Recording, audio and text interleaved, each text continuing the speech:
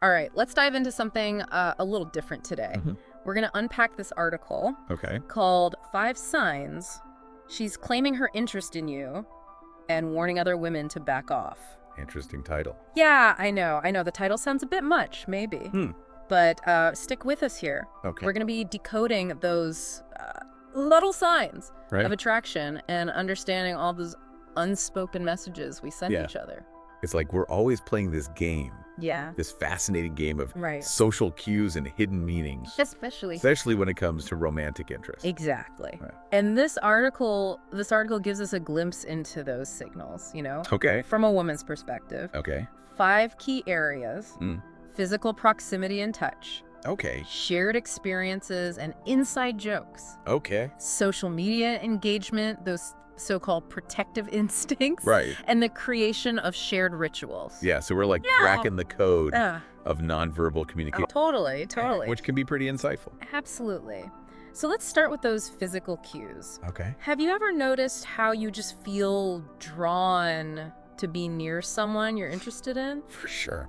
The article points out that women often do this too. Yes. Subtly shifting their position to be closer to someone they like. It all comes down to personal space, you know? Right. We instinctively create these invisible bubbles Yeah. around ourselves, and the closer we let someone in, the more comfortable we are with them. So Right. when a woman allows someone to breach that space, linger a bit longer when she's sitting next to them, Yeah. it can definitely signal an attraction. So it's not just about being physically close. It's about that willingness to let someone into that bubble. Exactly.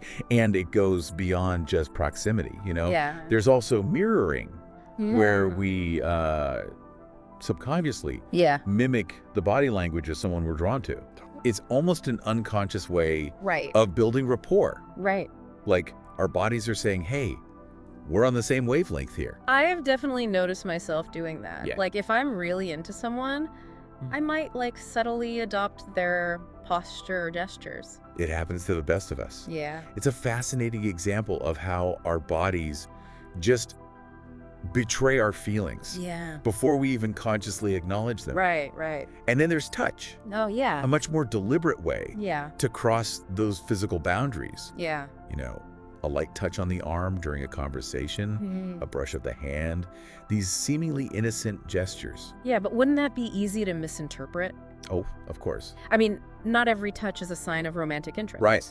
Context is everything. Right. One fleeting touch might not mean much, but consistent attempts to make physical contact, especially when it's paired with other signs, could definitely indicate a deeper interest. Think of it this way. It's like testing the waters, seeing how you respond to that subtle escalation of intimacy. Okay, that makes sense. Yeah. It's not about overanalyzing a single touch, but rather seeing it as part of a larger pattern. Exactly. And speaking of patterns, Yeah. the article also delves into the power of shared experiences and inside jokes. Oh, okay. Have you ever noticed how couples will often reminisce about past moments? Yeah. Or have their own little inside jokes? Yeah. Well, the article suggests that women will often do this early on to signal interest. So it's like they're creating a shared history. Precisely. Even if it's just a few small moments. And it taps into some pretty fascinating psychological principles. Okay. Our memories are tied to our emotions. Right. The things that matter to us. Right. Experiences that resonate deeply. Those are the ones we tend to remember vividly. Yeah. So when a woman brings up a seemingly insignificant detail from a past conversation, like that obscure band you mentioned, it shows that she was genuinely listening. Okay. And that those shared moments hold significance for her. So she remembers Yeah. that random movie quote you dropped weeks ago. Yeah. That could be a good sign. It could be. Okay. Especially if it's coupled Yeah. with other signs. Okay. It's like she's saying, hey, I remember this because you matter to me. Mm. And then there's the power of inside jokes. Yeah. Those little moments Yeah. of humor and shared understanding Right. that create a sense of Right. exclusivity and connection. Yeah, yeah. It's like building your own little world together. It's like a secret language. Right. Exactly. Like inside jokes and references that only you two understand. It's a powerful way to establish a bond. Yeah. And solidify that sense of us versus them. Right. You know? Okay, so we've covered physical proximity, touch, shared experiences, and inside jokes. But what about the digital world? Right. Surely social media plays a role in all of this. Absolutely. Right. It's the 21st century, after all. Yeah. The article delves into how women might use social media to subtly signal their interest. So we're talking about liking posts. Yes. Commenting on photos, tagging each other in memes. Exactly. All those things we do online. It's often more strategic than it appears. Okay. Think about it. Every comment is a deliberate choice. Right. It's a way of making your presence known in someone's digital world, of saying, hey, I'm here, I'm paying attention. The article even mentions tagging someone in a post that aligns with their interests. Oh, right. Almost like saying, I thought of you when I saw this. That's so interesting. Yeah. It's like a modern day love letter. Right. But delivered through algorithms and notifications. Exactly. And it's not just about connecting with that person directly. Yeah. It's also about signaling to others. Right. Social media is inherently public. Yeah. So these interactions are on display for everyone to see. Yeah. It's a subtle way Right. of marking your territory, saying, this person is special to me. So it's like this digital dance. Exactly. This delicate balance of expressing interest. We're all playing these intricate games. Yeah. Whether we realize it or not. Totally. And it's not always about Right. conscious manipulation. It's often a subconscious expression of our desires and motivation. Okay, this is getting really fascinating. So we've got physical proximity, touch, shared experiences, inside jokes, now strategic social media moves. I'm starting to see a theme here. What theme are you noticing? It seems like it's all about sending those subtle signals of interest, but also about claiming a bit of territory, making it clear that this person is special, almost like a warning sign to others. That's a very astute observation, and it leads perfectly into our next point. Okay. Those so-called protective instincts. Okay, this is where it gets really interesting. Yeah. The article mentions that women might display protective behaviors when they're interested in someone. Yes. But it's not about being possessive, is it? Not necessarily. Okay. The article uses the example of joining a conversation or positioning herself nearby when another woman enters the picture. Right. Now, some might interpret this as jealousy or insecurity. Yeah. But often it's a more subtle way of asserting that connection. So it's like a non-verbal way of saying, hey, this person's taken, back off. It could be, but it could also be more about subtly reinforcing that bond with the person they're interested in. Right. Like a way of saying, I'm here with you. Right.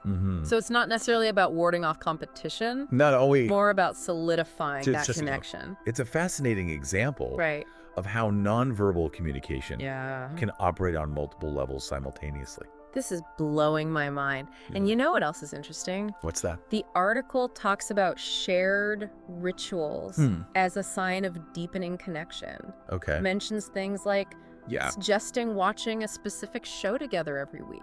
Or sharing a favorite hobby, Yeah. It's like creating those little pockets of predictability and shared experience. Rituals are incredibly powerful. Yeah. They create a sense of stability, comfort, and belonging. Yeah. Think about it. Right. Holidays, birthdays, even our daily routines. Right. They all involve rituals that give our lives structure and meaning. Yeah. So when a woman starts incorporating you into those rituals, it shows she sees you as a consistent and valued part of her world. It's like she's saying, this is where you belong, here with me. Exactly. And it's not just about the activity itself. Right. It's about the shared history and emotional connection that those rituals represent. I'm starting to see how powerful those seemingly mundane routines They really are. can be. And speaking of powerful signals, we can't forget about the role of social media in modern relationships. We talked about how women might use social media to subtly signal interest. But it goes deeper than that. You mean it's not just about liking posts, and leaving flirty comments. Those things can play a role. Okay. But it's also about the strategic use of social media. Right. To shape perceptions and manage impressions. Okay. Think about it. We all present curated versions of ourselves online. Yeah. We choose the photos, the stories, the updates. Right. We want other people to see. Right. And when it comes to romance, social media becomes this powerful tool for signaling availability, desirability, and relationship status. It's like we're all playing this elaborate game of digital courtship, right? Yes. Trying to present our best selves while also trying to decipher the signals of others. And the article hints at how women might use social media to subtly convey their interest in someone. Okay. For example, consistently engaging with their posts. Right. Tagging them in content that aligns with their interests. Right. Or even publicly acknowledging inside jokes. Okay. Or shared experiences. Like a digital whisper campaign. Right. Precisely. This subtle way of letting someone know they're on your mind. And it taps into some fascinating psychological principles. Yeah. There's the concept of social proof. The idea that we're more likely to be interested in someone if other people are interested in them too. So if a woman is publicly acknowledging her connection with someone on social media, it's like she's saying, hey, this guy's a catch, check him out. It could be, but it could also be more about solidifying that bond between them, creating a sense of us in that vast digital landscape. It's like marking your territory. Exactly. In a virtual sense. And then there's the concept of signaling theory, which suggests that we use signals to convey information about ourselves, our status, and our intentions.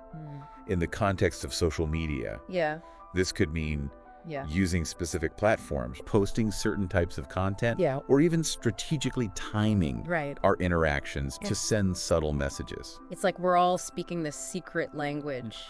Digital cues and hidden meanings. And while some of these strategies might be conscious, many are likely driven by subconscious motivations.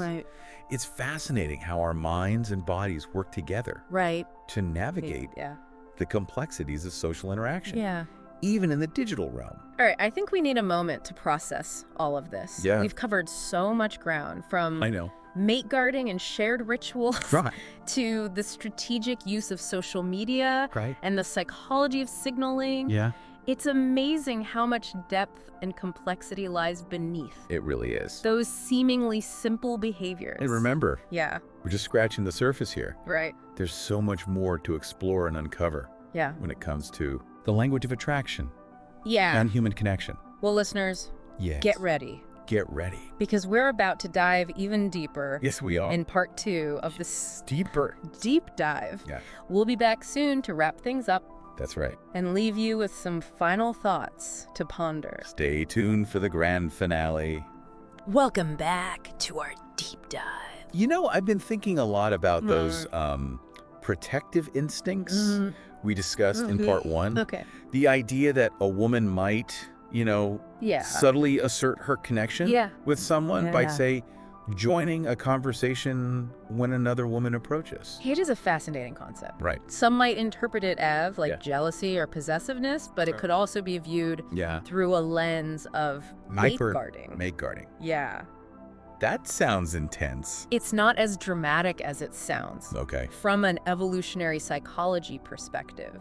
Mate guarding behaviors evolve to increase the likelihood of reproductive success. In other words, it's about protecting your investment in a potential partner. So in humans. Now, in humans, these behaviors have evolved to be much more subtle and nuanced. So instead of like roaring at the competition, it's more about those subtle signals. Yeah, those subtle signals that say, hey, this one's mine. Exactly. It's about subtly reinforcing that bond and maybe even deterring potential rivals. Okay, I'm starting to see how this connects to the bigger picture of human behavior. It's fascinating how all of this ties together. Totally. And it's not just about mate guarding.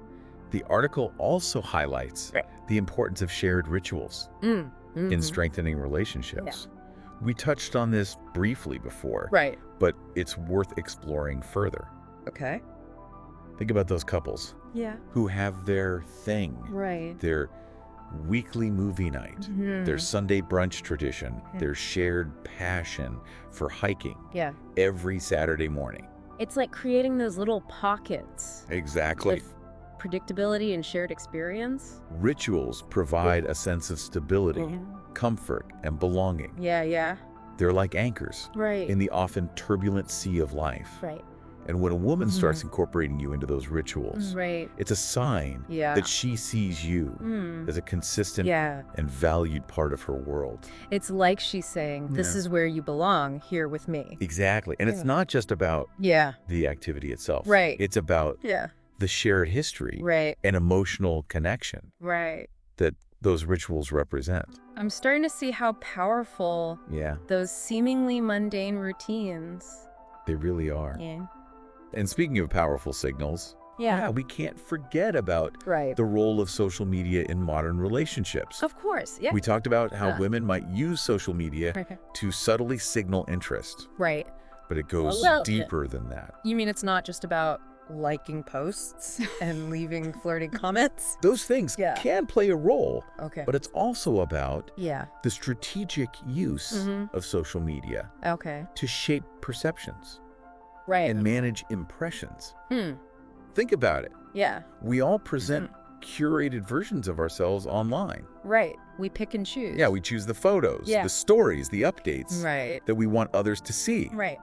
And when it comes to romance, social media becomes this powerful tool for signaling availability, desirability, and relationship status. It's like we're all playing this elaborate game of digital courtship, trying to present our best selves. And also trying to decipher those signals of others. And the article hints at how women might use social media to subtly convey their interest in someone, for example, consistently engaging with their posts, tagging them in content that aligns with their interests. Or even publicly acknowledging inside jokes or shared experiences. It's like a digital whisper campaign. Precisely. The subtle way of letting someone know they're on your mind. And it taps into some fascinating psychological principle. For one, there's the concept of social proof. Social proof, The idea that we're more likely to be interested in someone if others are interested in them too. Oh, so if a woman is publicly acknowledging her connection with someone on social media, it's like saying, hey, this guy's a catch, check him out. It could be.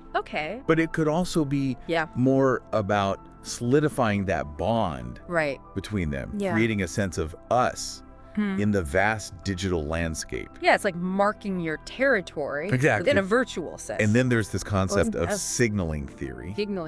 Which suggests that we use signals to convey information about ourselves, our status, and our intentions in the context of social media. This could mean using specific platforms, posting certain types of content, or even strategically timing our interactions to send subtle messages. It's like we're speaking this secret language Yeah.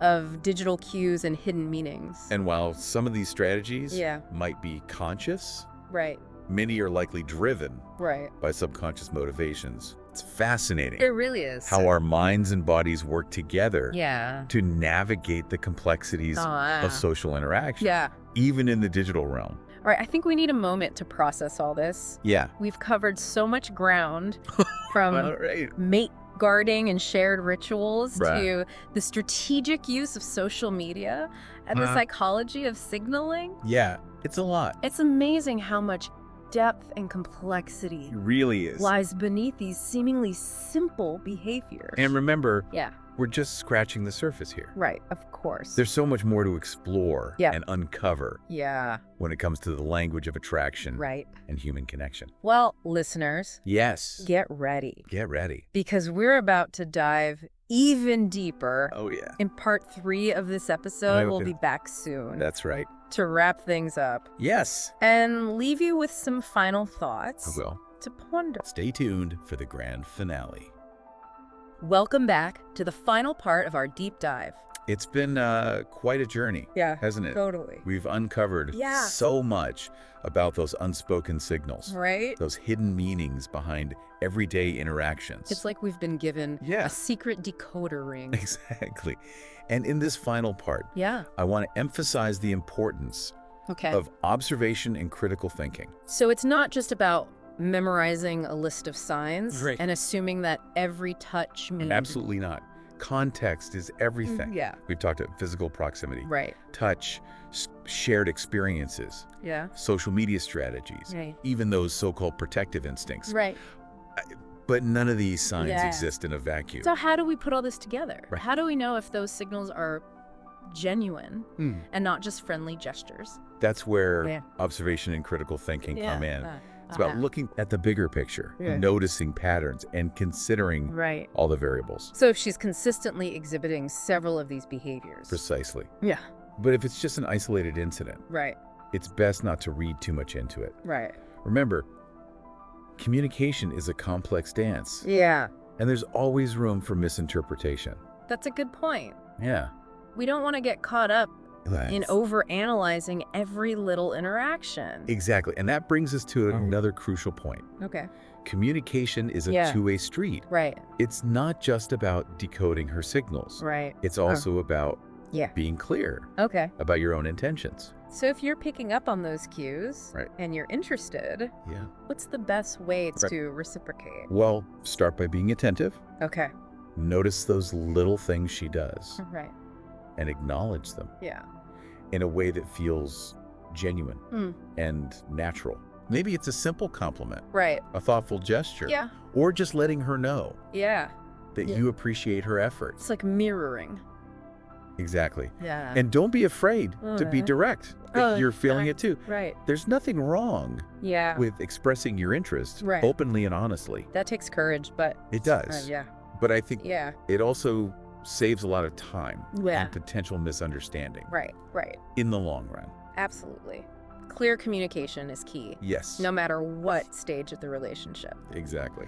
All right, so we've talked about context. Clear communication. The importance of being attentive. Anything else we should keep in mind as we navigate this? But it's important to remember that everyone is different. What works for one person might not work for another. We all have our own unique ways of expressing ourselves. Well, that's a good reminder. We can't expect everyone to follow the same playbook. Exactly. So be open to those individual differences. And don't be afraid to ask questions if you're unsure about something. Sometimes the best way to clear up confusion is to simply ask for clarification. It shows you're interested. And that you care about understanding their perspective. And ultimately, it's about connecting with people who make you feel. Precisely. It's about finding those people who light up your world and make your heart sing. Well said. This has been such an incredible deep dive. It has. We've learned so much about the subtle language of attraction, the power of unspoken communication, and the importance of building genuine connections. It's been a pleasure exploring this topic with you. And to our listeners, we hope this episode has given you some new insights and perspectives on this fascinating world of human connection. Remember, the most important thing is to be yourself. To be authentic and to always communicate. With kindness and respect. That's it for this week's Duke Dive. That's it. We'll catch you next time. See you then. With a whole new topic to explore. Sounds good. Until then, stay curious. Stay connected. Stay connected. Keep those conversations flowing.